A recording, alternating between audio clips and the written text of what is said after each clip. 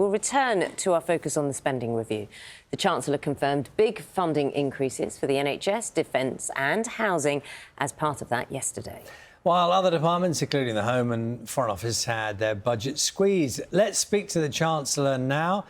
That's Rachel Reeves. Good morning to you, Rachel Reeves. I know we're speaking to you in a hospital in Derby this morning. You're very welcome on the programme. I first, if I may, would like to get your reaction to this news we've had in the last half an hour. This is from the Office for National Statistics, showing that the UK economy contracted by 0.3% in April. What do you make of that?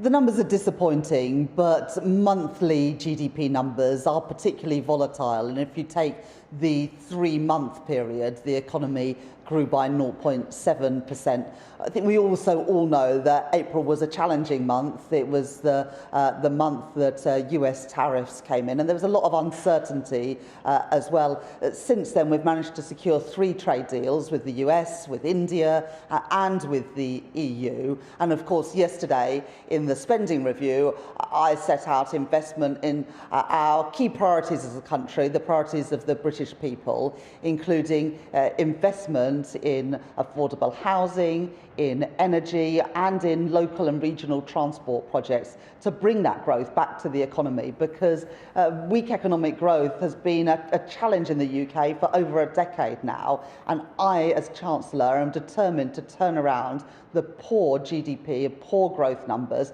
and the poor living standards, because ultimately that's what this is all about. It's about trying to improve the living standards of ordinary working people, which is why I haven't increased taxes on working people. It's why we increased the national living wage earlier this year, and it's why yesterday I really focused on the priorities of the British people, on security, on health, and also on growing our economy to put more money in people's pockets. You describe these latest figures as disappointing.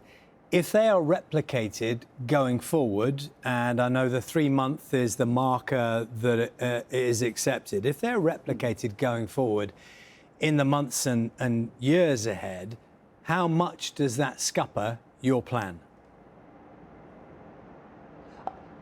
I don't think we should read too much into 1 month's GDP numbers. They are notoriously volatile, and there are lots of reasons to have expected a poorer performance. If you dig into those numbers, Charlie, you'll see that our exports were weaker, production was weaker, because many businesses were worried about exporting that month. So there was a lot of uncertainty in April. But as I say, 3 trade deals since then, investment yesterday in transport, in housing, in defence, in energy, with the sole purpose of growing our economy to put more money in people's pockets. And this is growth in all parts of the UK, and that's what's really exciting, I think, about the programme we're setting out. Better transport links between towns and cities in the north of England, in the Midlands, places that have been underinvested in for too long. Free school meals for kids whose parents are on universal credit to free up more money in family budgets. Investing in our security as a country, because the world is changing. We can all see that before our eyes, whether it is on trade and some of those economic headwinds, but also on defence and the need to protect our country, protect the continent of Europe. It is perhaps more important than any time since the end of the Second World War. So investing in the people's priorities in the spending review yesterday. The spending review did involve difficult decisions, but I think the right decisions to focus on defence, health and also growing our economy. Just want to look at some of the comments from the IFS, who we've spoken to this morning. And one of the quotes from them is in relation to finances more generally and how things are going to be afforded. They said that a big chunk of spending now will be coming from an assumption that council tax will rise by 5% a year in each year going forward. Now, this is in relation specifically, I mean, a number of things that affects, but police numbers, for example, the assumption that councils will have to raise council tax in order to cover up the lack of spending you have in the Home Office, for example, because their figures are down. Do you expect councils to be charging 5% a year every year going forward?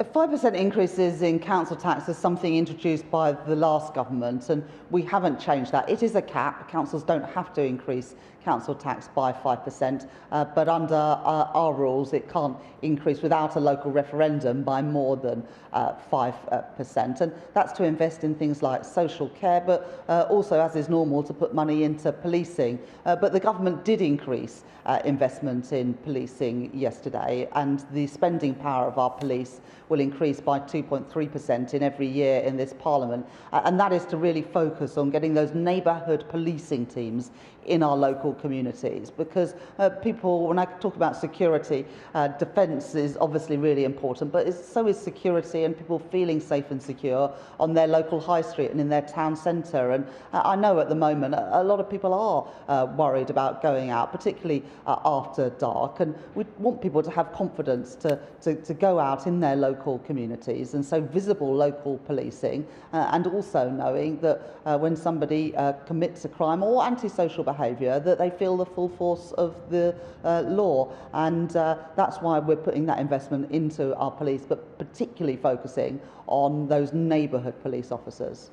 The National Police Chiefs Council has said that your decisions yesterday in your review will cut headcount, will mean that police forces cut headcounts, that's the number of officers, to balance the books. That was their reaction. I don't accept that. The real terms increasing, so after inflation is going up by 2.3% a year. That is a substantial increase, and that is for every year of the spending review period, so for the next 3 years. So there's no reason for those numbers to decline. The spending power of police is going up substantially. The spending that we set out yesterday was an average across all parts of government of 2.3% a year, and so policing are in line with that average across other government departments. But look, I wasn't able to say yes to everything that people asked for in the spending review. People are always going to want more, whether it's in health, education, defence, or indeed for policing. But my job as Chancellor is to make sure that the sums add up. And we can't spend more than we have coming in. We've got a commitment to balance the books, to pay for spending, day-to-day spending through tax receipts. And we're going to achieve that in the next couple of years, something that the previous government didn't achieve. But as a result, you can't say yes to everything. You've got to get that balance right, because things have to be paid for. And that's an important principle, because when a government loses control of the public finances, like the Conservatives did under Liz Truss, it is ordinary working people who pay the price, including people who work in our frontline services, like police officers. When mortgage rates go up, when inflation goes up, I'm not going to take those risks with the economy. And so I'm not going to apologise for making those choices to make sure the sums add up. But yesterday was a generous settlement right across our public services, but with a key focus as investing in our country's security, investing in the health service, where spending has gone up by 3% a year, and then also investing in those things to grow our economy, because the way in the end to ensure that families, people have more money in their pockets, is through growing the economy with more good jobs, paying decent wages, and crucially ensuring that those good jobs are in all parts of the country so everyone can feel the benefits of that growth. Well, I mean, you said a moment ago you just don't accept what the National Police Chiefs Council say, and then you talk about how people need to feel safe in their homes. I mean, they've made it as clear as they can. They've said that it will cut the headcount. There will be less officers. They've looked at the inflation rises, their costs. They've looked at the cost of pay rises, and that is their determination. You say you don't accept it, but if that's the reality, that's what you're talking about. That's what people in the street, people in their homes, will be encountering. Less officers because of the way you've allocated the budget. Well, public services now need to live within the settlements that we've set, but that 2.3% increase is above inflation. So it takes into account inflation and adds another 2.3% on top of that. That's around £2 billion extra for the police. So there is a new investment coming into the police force and indeed in other public services, whether it is our schools, our skills system, including for FE colleges and apprenticeships, and for our NHS.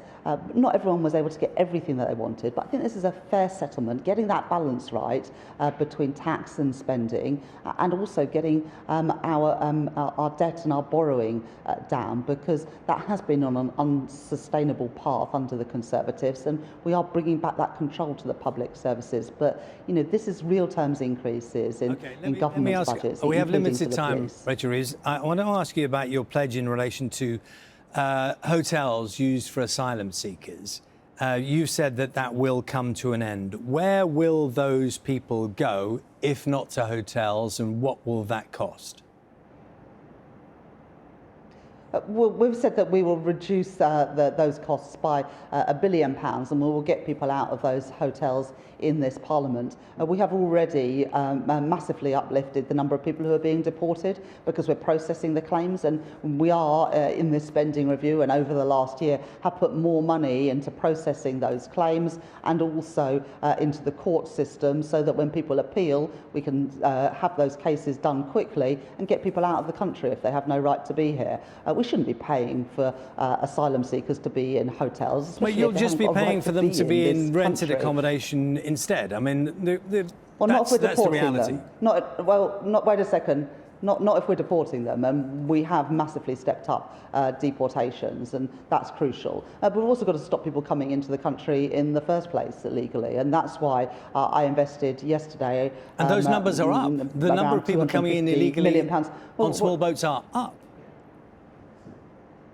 Well, yesterday we put £250 million into the Border Security Command because we do need to take back control of our borders. The previous government lost control, they wasted money. The Border Security Command is about cracking down on those criminal gangs, ensuring that those criminals feel the full force of the law. That investment is about reducing the number of people crossing. But when people do get here, you need to process their claims, and if they've got no right to be in Britain, they should be out of this country on the plane on the way home. And that's what we're determined to do as a government, because it's the right thing to do, but also it frees up money to invest on the priorities of the British people. And paying hotel costs for asylum seekers is certainly not the priority of the British people, and it's not my priority as Chancellor.